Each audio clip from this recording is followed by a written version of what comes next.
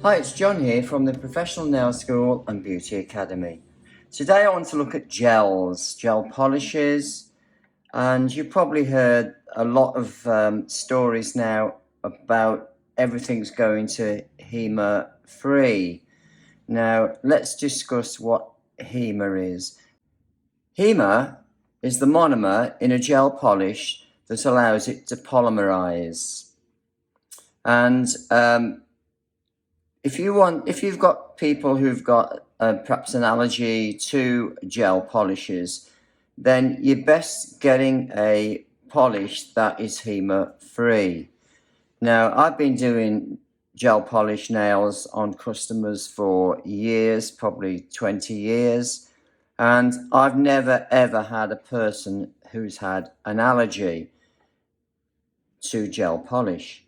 Now, the most important thing when you're using a gel polish is to make sure you cure it thoroughly, and as to the manufacturer's instructions. But there's no reason why you can't give it an extra 30 seconds if you want to be absolutely sure. Any uncured gel polish that touches the skin can cause an allergy, but as I said, I've never had anybody who has an allergy from a normal gel polish, and that's in 20 years. So as long as you're careful, you should not have a problem.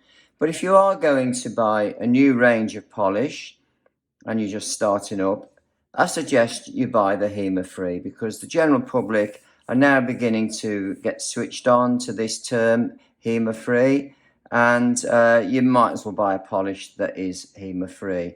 But if you've got lots of gel polishes that are still not classed as HEMA free, you can carry on using them. Just make sure that you cure the polish fully and that you don't have any polish on the skin, which of course you shouldn't have anyway when you're doing a gel polish.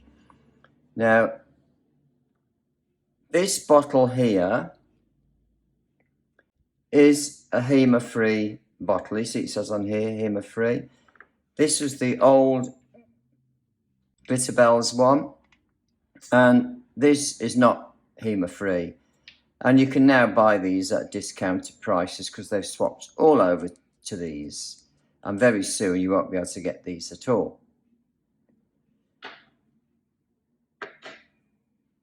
Here is a gel polish that is not HEMA free, and this is part of the Gelux range, and they're still doing their polishes exactly as they were before at the time of this video. So if you buy these, they're going to be just the normal gel polish.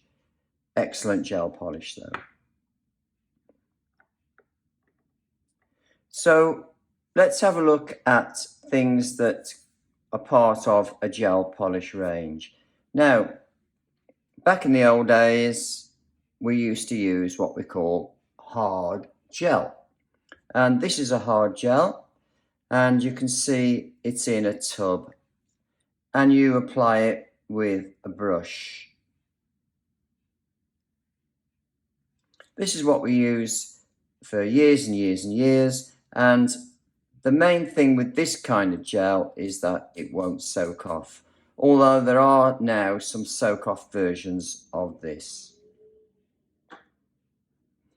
But just as a side step, if you want to do nails extensions with sculpture forms, I suggest you use a hard gel because it's just that much stronger. Somebody then had the great idea of putting gel in a bottle, and those people were the Gel Bottle. Now you can see they've got the words BIAB on the top of here. Hope you can see that. And BIAB stands for Build a Gel in a Bottle. Now they've actually trademarked this name, so the Gel Bottle are the only people that can officially call their gel in a bottle BIAB. So all the rest of the people just call it Build a Gel. But it's the same stuff, right? So this is there. This is a Glitterbels Builder Gel, and as I mentioned before, this one's not HEMA free, but it's just like a thicker kind of a gel. But one of the advantages is that it is soak off, and you can do short to medium length extensions with this, but I don't think it's really that good for using on sculpture forms. And of course you can use it on natural nails as well. This one is the HEMA free, and it's now in a pink bottle, and again you can see it's just a thick gel in a bottle.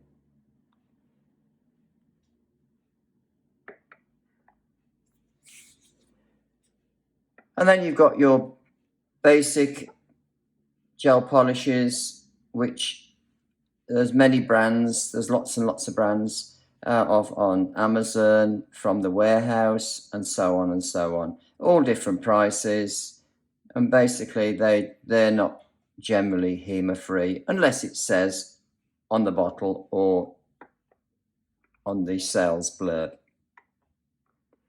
So what else do you need in a gel polish range?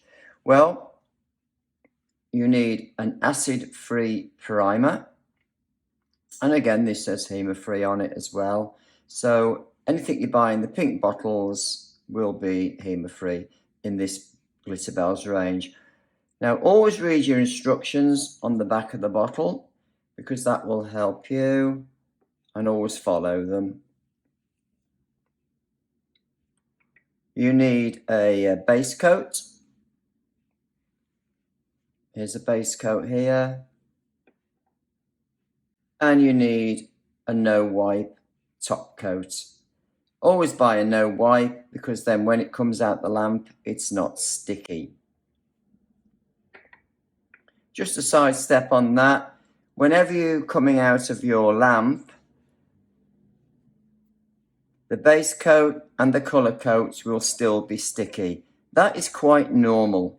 Don't wipe them off when they come out the lamp. They're supposed to be sticky, and don't think your lamp's not working. But when you put your no wipe top coat on, that's when it should come out the lamp dry. In other words, not sticky. Okay. If you have got a top coat that is sticky when it comes out the lamp, then basically it's not a no wipe, it's just a normal one, and then you would wipe it then with isopropyl to remove the actual sticky residue layer.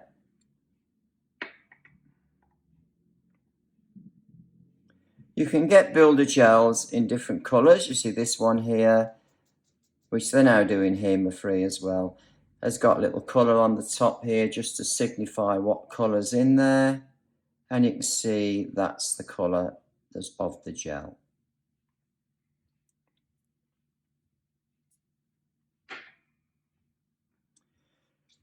So that's basically your gel polish. If you have any questions, just let me know down below, and I will try to answer them for you. We run courses in gel polish, which includes your builder gel. We run them 6 days a week, and if you go onto our website, thenailschool.co.uk, you'll see all the prices there. If you want a course, you can book it online, and all you need to do is just pay for it online and then give us a call to actually book your day, because we don't have set days. You actually choose your own day, and it just means that we're working to your convenience. It's better if you can bring a model, but if you can't bring a model, then you can either work on yourself on your non-dominant hand, or we can use a dummy hand. Now I am going to do a part 2 to this, and I'm going to go through all the equipment and products that you will need to do gel polish or gel polish extensions. So watch out for part 2. So this is John here signing off from thenailschool.co.uk, and I'll see you again soon. Thank you. Bye-bye.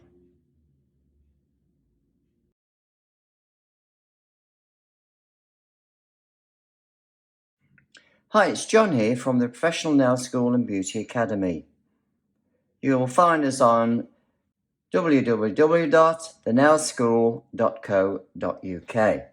This is part 2 of the gel video that I made previously. Now, this video covers equipment and some of the products that you will need to do gel nails. So let's try and do this logically and work through as we would actually do the nails. So basically, sanitization obviously is very important. So you need a nail sanitizer, and this is for sanitizing my hands, clients' hands, equipments, and nail table. Now this is a chemical called isopropyl, and you can obviously buy this in bottles like this, or you can buy it in bulk off Amazon. So we've got some pure acetone here. Now pure acetone is for soaking off the gel polish, and you will use it, you could use it for dehydrating the nails as well. So when you buy pure acetone, make sure you get it from a warehouse, because you don't want to buy nail polish remover with acetone. It's not the same as pure acetone. Pure acetone is nearly always clear. Sometimes you'll see it like a bluey colour. Here's another liquid here, and this one is what we call nail wipe liquid. Now we use this to remove any tacky layer off, say, a top coat that's not a no wipe top coat, or you might use it in other instances when you're doing nail art. And nail wipe liquid is isopropyl. It's exactly the same as what's in here. It's just given a fancy name, and they usually charge you a bit more for it. But that's exactly what it is. It's exactly the same as the spray bottle I showed you. Right, we've got a dusting brush here. You'll need this for dusting the nails whenever you're filing on them. And you need to get a plastic dusting brush, because with plastic you can sanitize this very quickly between clients, and you need just run it under the tap, shake it, the water out, and then spray it, and it's ready for your next customer. I tend not to use brushes that have got hairs, because they could absorb some bacteria. You could be spreading it through your customers. If you spray it, you're just going to cover the top. If you wash it, it's going to take too long to dry. So always buy a plastic brush. So let's have a look at some of the other things. So we've got barbicide. Now barbicide is a disinfectant, and in your barbicide you store your tools. Now with barbicide it comes as a concentrate. Put a capful in the jar and then fill it up with water and change that every single morning or every day. It has a life of about 24 hours. So after that time, it's kind of just blue water. So you need to change this every day. Now in our barbicide here, I've got some cuticle nippers for working on the cuticles. I've got a cuticle pusher. I prefer these little tiny ones compared to the larger ones.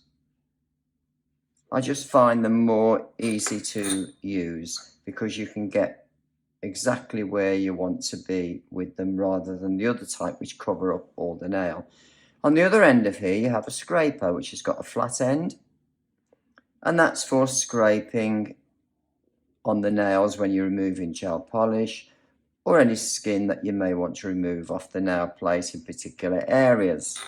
We've got another scraper here. As you can see, this one's got a sharper edge, and this is good for removing gel polish off nails. And you've got a little pointed end, which is quite good for getting into little spaces and gaps. So basically, the other bits and pieces in here you don't actually need. So that's basically the tools that you need for doing that nails. Right, I've got some files. This is a straight file, and as you can see, this one is a combination file. One side's rough, one side's smooth. So this is a 100, 180 grit file. The rough side's 100, smooth side is 180. So the higher the grit number, the smoother the surface of the file. Now make sure before you use a new file that you take off this sharp edge with another file that perhaps you've used before. You just run the thing along like that and it will take off the sharp edge.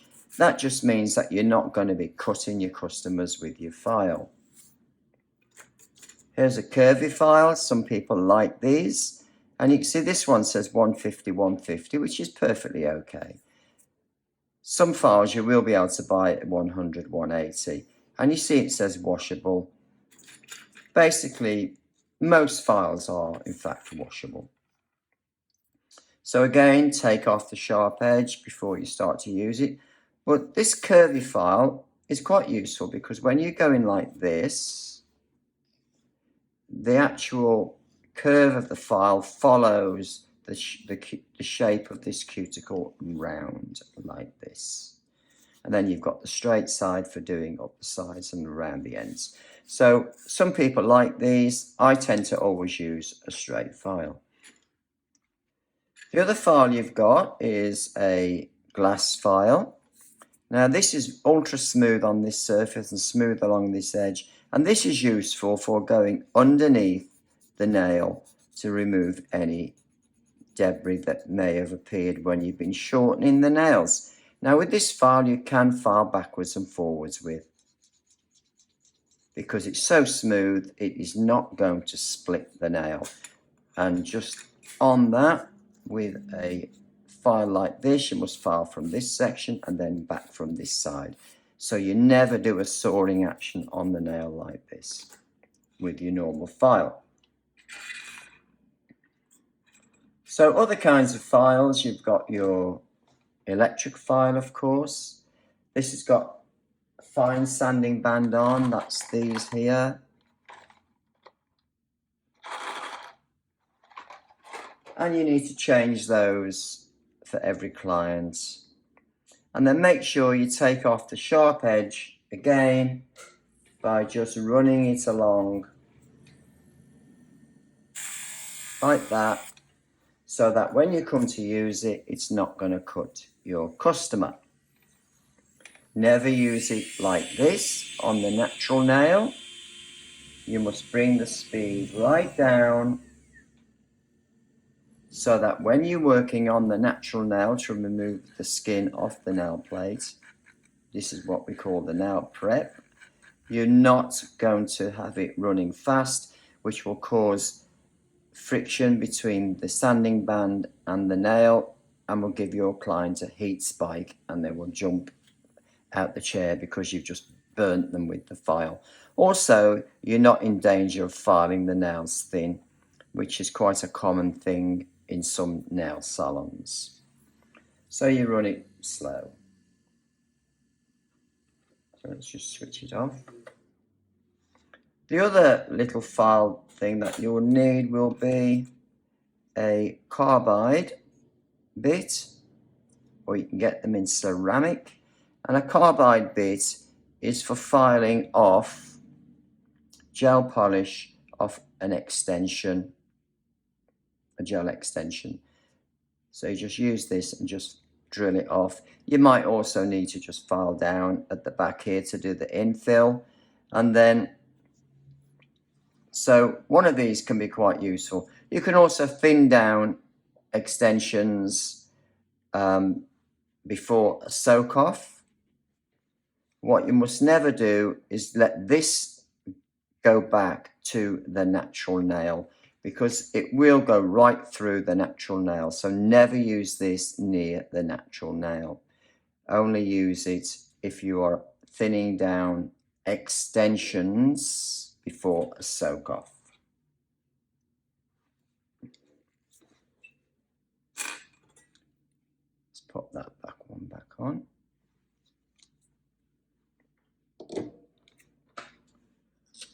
So what else have we got? Right, we've got some pads. These are very, very useful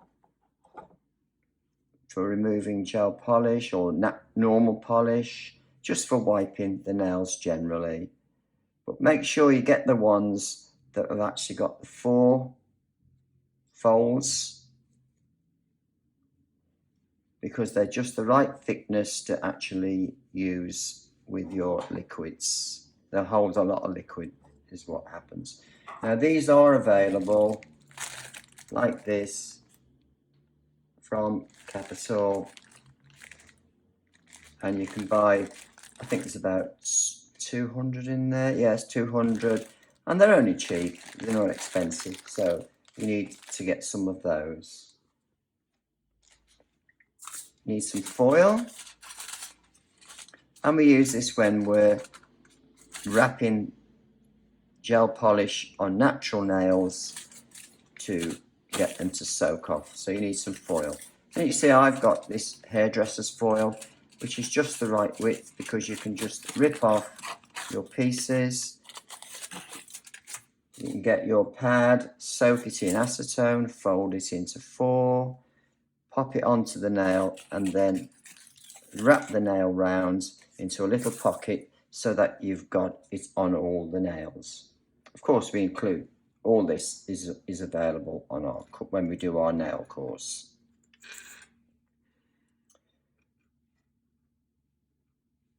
This little flat brush is quite useful. You can just dip this in a little bit of acetone, and you can clean off any gel polish off the skin before you actually cure it. You've got a little brush like this one here.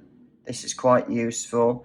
You can put some gel polished colour onto a plate, pick some colour up, and you can just tidy up round the back like this, and then cure it, obviously. So a little brush like this is quite useful for tidying up your gel polish application.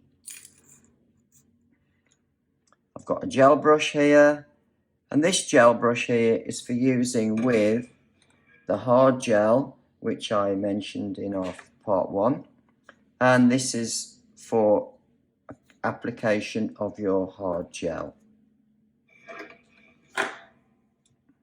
So that's that.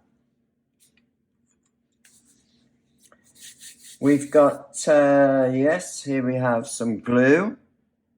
Now obviously glue is only for extensions. Use the brush on glue. It's much better to use than the squeezy glues. These don't get clogged up. That's where you have to stick a pin inside them to get it to flow again. Here we've got some tips, and you can buy all sorts of tips, but only buy tips that you can buy the refill packs for the different sizes, otherwise you'd be throwing loads of tips away. I'm trying to think if there's anything else. Oh yes, you need paper, towel, very useful to have. I've got a soak off pot here. You'd need 2 of these. So if you're soaking off a set of extensions, you'd need to use these. Hot water in here, fill this up, prep all the nails ready for a soak off, pop them in your pots, wait, and then every now and again scrape them, then eventually wipe off with tissue, and it should all be gone. So you need 2 of these soak off pots. Get the ones with the false bottom. You'll obviously need a lamp, and this is a UV light, as you can see, and we put the finger in, the light comes on, and you need one that's at least 48 watts or above. And you can buy these now. Nearly all lamps now are 48 watts or above. One thing I would recommend to you, that you don't buy a branded lamp. Buy a lamp off Amazon or eBay. As long as it's 48 watts, it will do the job. So you don't need to spend £120 on a lamp, because it's just UV light and they're all the same lamps. It's just that it's got a name on it. And then, as I mentioned, you've got your gels, builder gel, acid-free primer, no white top coat, and you've got normal gels, and we covered all this in part 1. So I would, as I mentioned in part 1, always buy the HEMA-free now, because if you're starting up a new gel collection, you might as well buy the HEMA-free, because that's the way everything's going.